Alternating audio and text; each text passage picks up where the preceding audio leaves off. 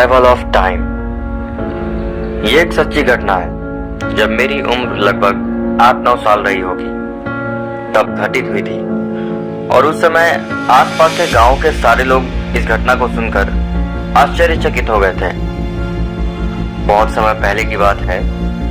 एक गांव में बंसी नाम का किसान रहता था। वो रोजाना ही अपने खेतों पर काम करने जाता था। खेत में ना जाने कितने ही काम होते हैं, बहुत खून पसीना बहाना पड़ता है, तब कहीं जाकर अच्छी फसल उगती है। बंसी भी दिन रात अपने खेत संभालने में लगा रहता। रोजाना की तरह वो उस दिन भी अपने खेतों में अपने लिए पोटली में दोपहर का खाना बनवा कर चला।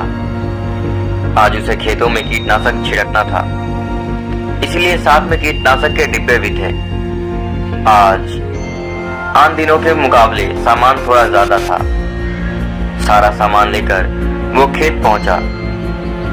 बंसी थक गया था तो उसने सोचा थोड़ी देर पेड़ के नीचे आराम कर लेता हूं, और बंसी वहीं बगल के सारा सामान रखकर अपना गमछा बिछाकर आराम करने लगा। थोड़ी देर ना जाने कहां से एक काला जहरीला कोबरा आया और बंसी को डस लिया। बंसी ने सांप को जाते हुए देख लिया। उसने फौरन अपने पैर में कपड़ा बांधा कि जहर और जगह ना फैल पाए, और हंसिए से गहरा चीरा लगाकर खून को बहने दिया। खून तो बह गया, लेकिन अब बंसी को मदहोशी छाने लगी। जहर ने अपना काम शुरू जो कर दिया था।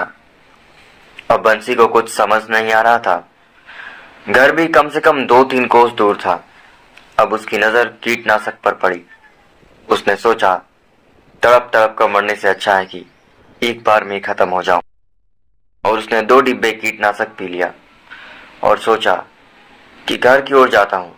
अगर रास्ते में मर गया तो कोई ना कोई लाश घर पहुंचा ही देगा। अब उसने घर की पगडंडी पकड़ ली और चल पड़ा घर की ओर। कुछ देर में वो घर पहुंचा, लेकिन वो अब तक जिंदा था।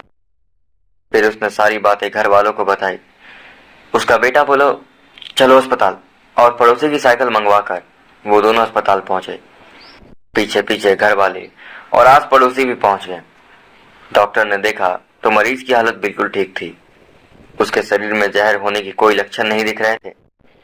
फिर डॉक्टर ने बंसी से कहा कि मुझे शुरू से सारी बातें बताओ।